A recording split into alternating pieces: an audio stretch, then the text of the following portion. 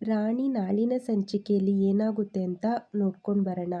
ಇಲ್ಲಿ ಪುಟ್ಟಕ್ಕ ಸರಳಂಗೆ ಹೇಳ್ತಾಳೆ, ನೋಡು ಈ ರಾಣಿ ಈ ಮನೆಯಿಂದ ಹೋಗಬೇಕು ಅಂದರೆ ಅವಳು ಶಾಶ್ವತ ಆಗಿ ಈ ಮನೆಯಿಂದಲ್ಲ ಈ ಊರಿಂದನೇ ದೂರ ಆಗಬೇಕು.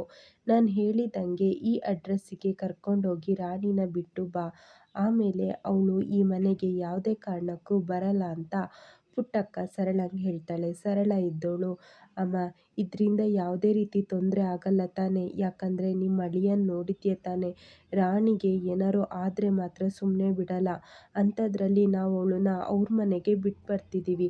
ಈ ವಿಚಾರ ಏನಾರು ನಾವೇ ಮಾಡಿದ್ದೀವಿ ಅಂತ ಗೊತ್ತಾದರೆ ಅವರು ಸುಮ್ಮನೆ ಬಿಡಲ್ಲ ಅಮ್ಮ, ಇದರಿಂದ ಏನು ತೊಂದರೆ ಆಗಲ್ವಾ ಅಂತ ಸರಳ ಕೇಳ್ತಾಳೆ. ಪುಟ್ಟಕ್ಕ ಇದ್ದವಳು, ನೋಡೆ ಏನೂ ಆಗಲ್ಲ, ಅವನು ಒಂದಿನ ಕೇಳ್ತಾನೆ 2 ದಿನ ಕೇಳ್ತಾನೆ, ರಾಣಿ ಅವ್ರ ಅಪ್ಪನ ಹುಡ್ಕಕ್ಕೆ ಹೋಗಿದ್ದಾಳೆ ಅಂತ ಹೇಳೋಣ, ಅವ್ರ ಅಪ್ಪನ ಕಂಡ್ರೆ ಅವನಿಗೆ ಮೊದಲೇ ಆಗಲ್ಲ, ಅವನ ಹತ್ರ ಕೇಳೋಕ್ಕೂ ಹೋಗಲ್ಲ, ಅಂಥದ್ರಲ್ಲಿ ಎಷ್ಟು ದಿನ ಹುಡುಕ್ತಾನೆ ಹೇಳು, ಮತ್ತು ಅವನು ಸಮಾಧಾನ ಆಗೇ ಆಗ್ತಾನೆ.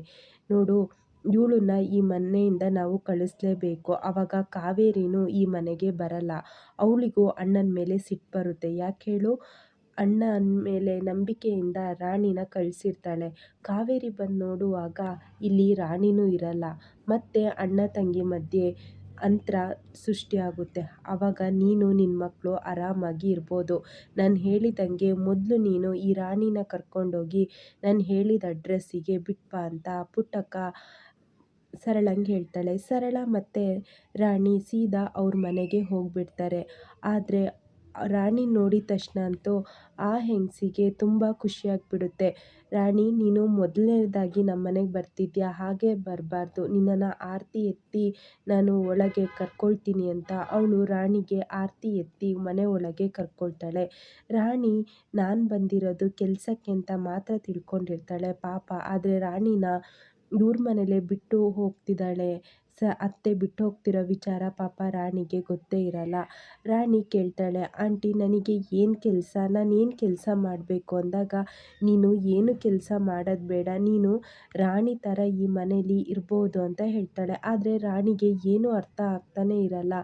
ಆವಾಗ ಅವಳು ಹೇಳ್ತಾಳೆ, ನಾನು ಸುಮ್ಮನೆ ಇರೋಕ್ಕೆ ನೀವು ನನಗೆ ದುಡ್ಡು ಕೊಡ್ತೀರಾ ಅಂತ ಕೇಳ್ತಾರೆ.